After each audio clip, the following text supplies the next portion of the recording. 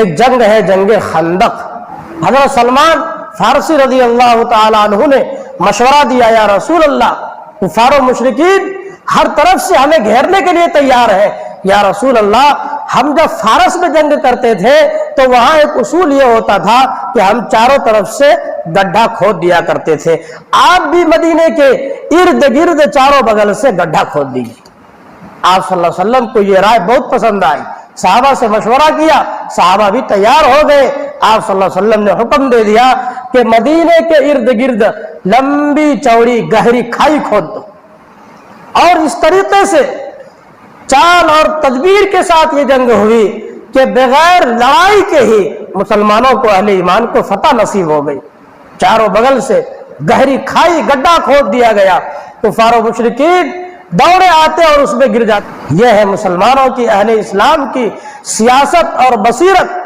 جب تک یہ بصیرت ان کے اندر تھی، جب تک یہ سیاست ان کے اندر تھی، جب تک یہ فہم ان کے اندر تھی، اس وقت تک کسی کی ہمت نہیں تھی کہ ان کے سامنے آنکھ اٹھا سکے اور انگلی اٹھا سکے۔ بہرحال تو اس جنگ میں جو ہے خاص معجزہ ہے وہ میں آپ کو بتانا چاہتا ہوں، وہ یہ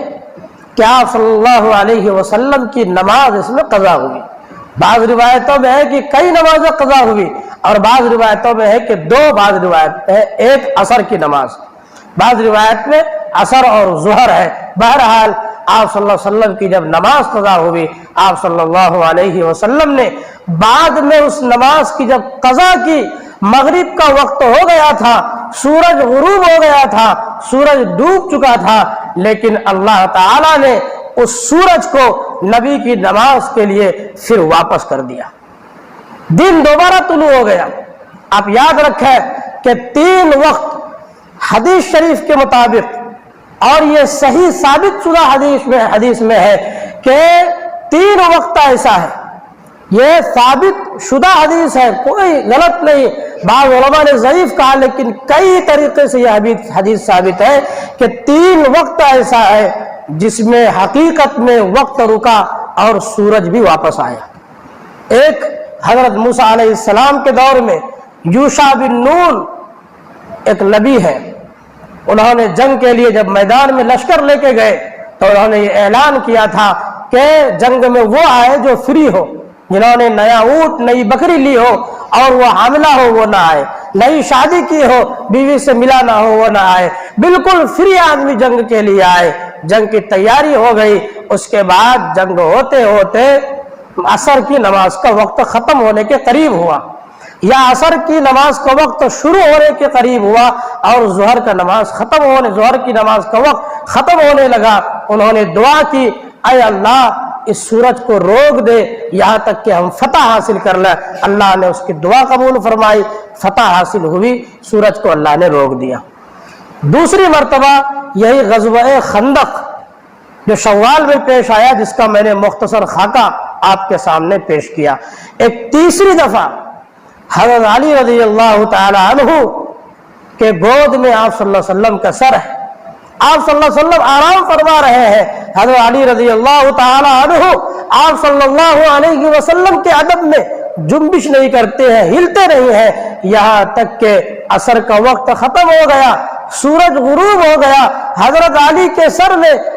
گود میں ہمارے نبی کا سر ہے، حضرت علی جنبش نہیں کر رہے ہیں، کمال ادب میں آپ ہلتے بھی نہیں ہیں۔ جب مغرب کا وقت شروع ہو گیا، سورج غروب ہو گیا، آپ صلی اللہ علیہ وسلم کی آنکھ کھلی، آپ نے کہا، اے علی کیا ہوا، تم پریشان ہو رو رہے ہو؟ حضرت علی نے کہا، یا رسول اللہ عصر کا وقت ختم ہو گیا، نماز قضا ہو گئی اور مغرب کا وقت شروع ہو گیا ہے، میری نماز قضا ہو گئی، میں اسی لیے پریشان ہوں۔ آپ صلی اللہ علیہ وسلم نے دعا کی، اے اللہ تیرے بندے علی جن کی عصر کی نماز چھوٹ گئی، ان کی نماز کسی دنیاوی کام میں نہیں بلکہ تیرا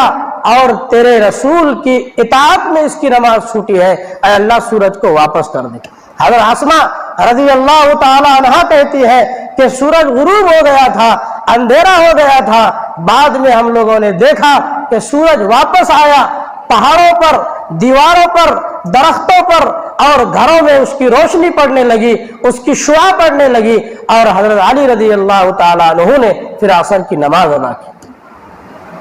یہ ہے علی رضی اللہ عنہ کا مقام مرتبہ۔